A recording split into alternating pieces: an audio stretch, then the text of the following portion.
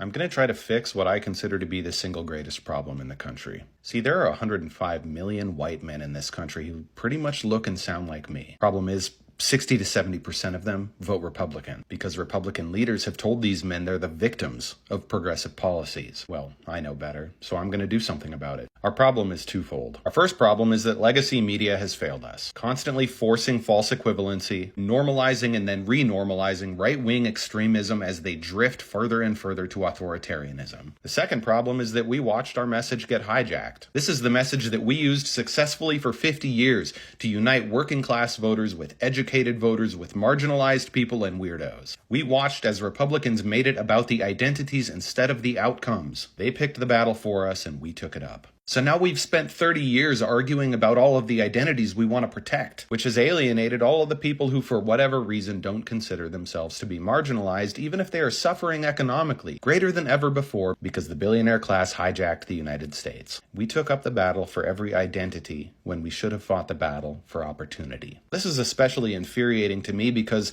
progressive policies have never really been about the identity in the first place. Lifting up people of diverse backgrounds was a natural byproduct of our shared belief that regardless of who you are, you deserve an equal shot. And it's the government's job to ensure you get one, which means access to safe food, to clean water, to healthcare, and all of the other human rights that are required along the path to prosperity. Now, refocusing on this message is going to take some work, which is why I've helped pull together a group of some of my favorite people on the left. People you probably know and follow, like Zach Kimball, It's Luke, Chris Goldsmith, Tim Fullerton, and Vic Myers. With a total reach of over 2.5 million followers, we're going to try to do something Democrats have not been able to do, which is start to reconnect our core message to the average American voter. It'll start out as a podcast on Substack, which we'll then share out across all of our other social platforms. Now, first, this is for fun, because that's what Democrats have been missing. This isn't an academic discussion. There's no homework, and we're not going to ask you to donate to a million different causes. This is just a group of regular guys talking about regular stuff. And I think our listeners are going to love it, because we'll spend about half of our time making fun of Trump, Vance, and Musk, and the other half helping you find out what actually matters going forward, so you can leave all the bullshit behind. Now, the first thing you'll notice is that this is a group of white guys. That's because we all met each other through White Dudes for Harris. And in the process of getting to know each other, we realized we were running into the same issue across the country. Men are being fed right-wing misinformation, and no one they trust is telling them otherwise. So we're going to try. We'll make inroads by disarming the conversation, and we'll help them understand the truth that MAGA culture is destroying masculinity and destroying the country in the process. We'll do that by making the progressive message more accessible for them, while reshuffling our lineup and using lots of guest appearances to platform new people, new faces, new ideas, and more diverse backgrounds. So together we can influence this massive and incredibly frustrating group of voters. Because yeah, this is about having fun, but it's also about winning. Because it's really hard to win elections when you're losing massive groups of voters by 60 and 70%. Not because they don't agree with your policies, but because they've been misled into believing that your policies are not best for them. Well, we know better. We know it's our policies that bring us together. And we know how close the Democratic Party is to reclaiming the message, reclaiming our winning coalition, and more importantly, reclaiming victory.